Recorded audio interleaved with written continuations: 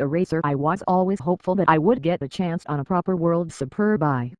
I dipped my toe in the series in 2008, and even though the team I was on wasn't run very well, Kawasaki USA asked me if I would be interested in coming to ride the bike that dominated this year's series and do a write-up on it.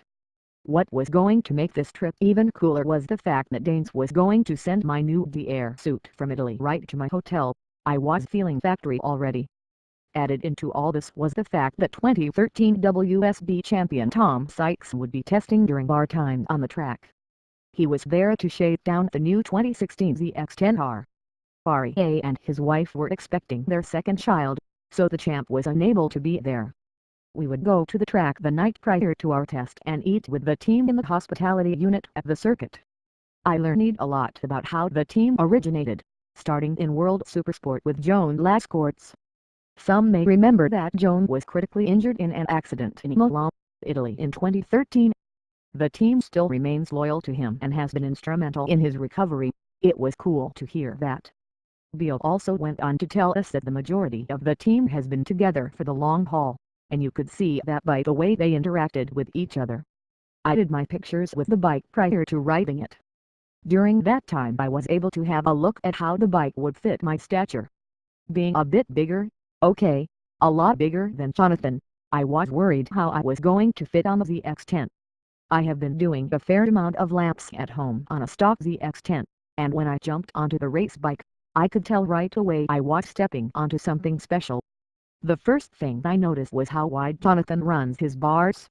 Watching him ride, he sits very forward against the tank, and in pictures, his arms and hands look very relaxed.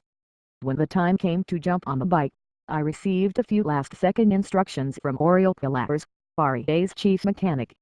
As I rolled out of pit lane for my initial 7 laps, I couldn't believe how light and nimble the bike felt, even at slow speed.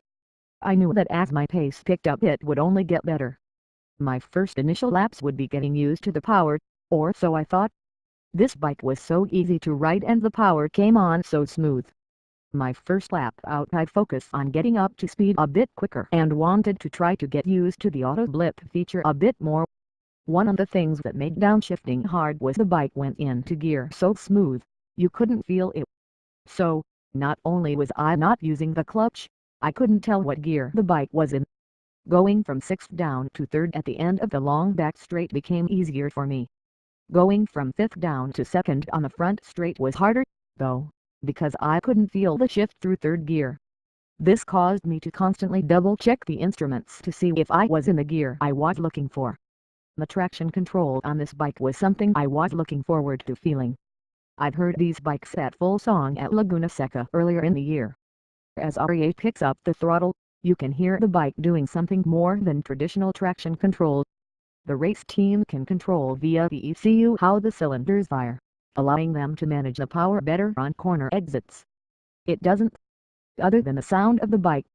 Today, the stock ZX-10 I ride at home does everything well. For me to reach the potential of what it offers takes all of my 30 years of experience. Manufacturers have made massive upgrades to their sport bikes in recent years, mostly in electronics but also chassis and weight distribution. The technology passed down through racing has been extraordinary. The level of a bone stock ZX-10 and Jonathan REA's World Superbike ZX-10 are closer than they have ever been. What are the biggest differences? Suspension on my stock bike is good, but nothing compared to the factory show stuff on the Superbike. Which brings us to the motor. The power delivery on my stock bike is very linear.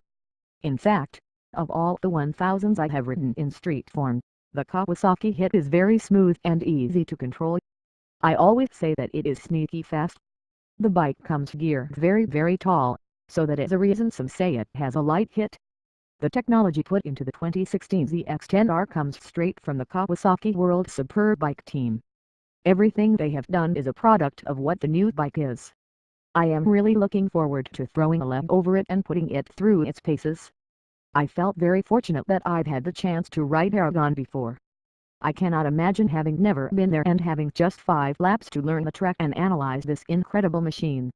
All my laps were great, and every lap was better than the last. Learning the ZX-10's idiosyncrasies seemed so easy because of the user-friendly package it is. From accelerating to braking, The bike instills nothing but confidence,